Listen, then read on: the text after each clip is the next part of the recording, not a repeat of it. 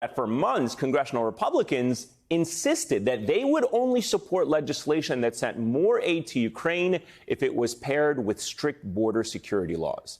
That is how big of a deal it was for them. Until this week, of course, when, after weeks of negotiations with congressional Democrats and the White House, the Senate was finally on the precipice of a real border security bill, and Donald Trump pushed to pull the plug on it. In a closed-door meeting on Wednesday, Senate Minority Leader Mitch McConnell cast doubt on the border deal, telling fellow Republicans, "We don't want to do anything to undermine Trump." Now, earlier today, Alex interviewed border state Governor Gavin Newsom of California about Senate Republicans' willingness to torpedo their border deal so Trump can keep running on his border chaos. Mitch McConnell, I thought that was shameful, what was reported out, that he's just completely rolling over and capitulating. Don't even get me started with the weakness of the current Speaker of the House. I mean, they don't want a deal, period, full stop. They don't want a deal. They don't want to make this a quote-unquote campaign win for Joe Biden. It's just everything you need to know about the fraud that they're perpetuating on the issue of the border. They want to make this a political issue. Consistently, they have wanted to make it ever since there were a few brave souls with that Gang of Eight. If we all remember those black and white movie days. Yeah, I'm old enough to remember that. And ever since there, everyone, they just walk away. They run away. The first day he was in office, not the next day, the same day he gets sworn in, he puts out a comprehensive immigration plan. And yet you didn't have a counter. They had no strategy in terms of the Republican Party even combating that. They just wanted to kill it. They didn't want to debate it. They didn't want to engage. $14 billion proposal, $14 billion. That's his latest proposal to address their stated issue of border security. 2,300 new Border Patrol agents. Another 1,000 in addition to that to deal with fentanyl. Close to another $1 billion, $850+ million just for new technology. And then address some of the issues of backlog on asylum to address those that are here waiting for asylum claims. They won't touch it. They don't want to solve this problem. They want to use it for political purposes. And again, I say this as a border state governor. No one has to introduce me to this issue. We're the largest port in the Western Hemisphere in the state of California. We live this. And I think it is a disgrace what the Republican Party is doing, what Donald Trump is doing. And this is hidden in plain sight. He sent out a tweet or some truth, whatever, saying, kill it. And these guys are so weak. It's so pathetically weak, this Republican Party. And the new speaker said, oh, yes, sir, what else would you like us to do? We don't care about America. We don't care about our freedoms and liberties. We care about politics exclusively at the expense of the American people, because all we care about is winning for winning's sake. That is shameful.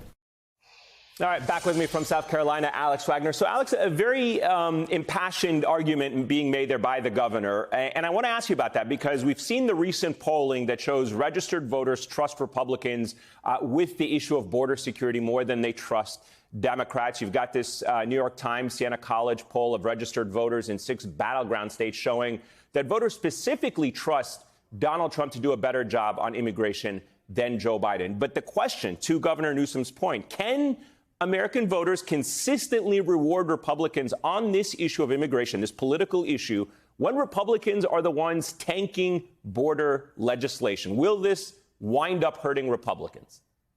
Yeah, I mean, I think it's a sort of signal moment here, right? The idea that they would put naked political gain ahead of a problem they say is intractable and the demise of America that is poisoning the blood of the country, and that it would be so nakedly partisan, I think is a searing referendum on the modern day GOP. I mean, to be honest, Eamon, I'm a little surprised that this story even leaked because it makes Republicans who support Trump look so bad.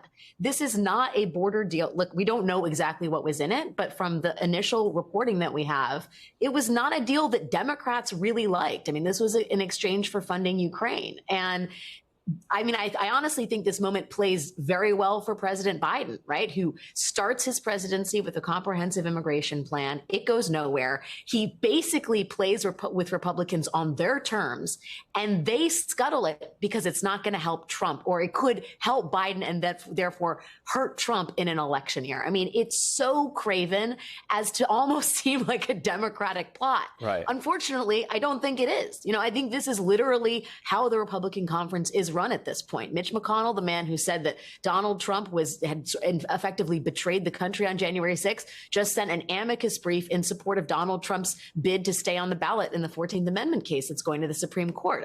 This is a man whose wife Donald Trump personally attacked in racist terms.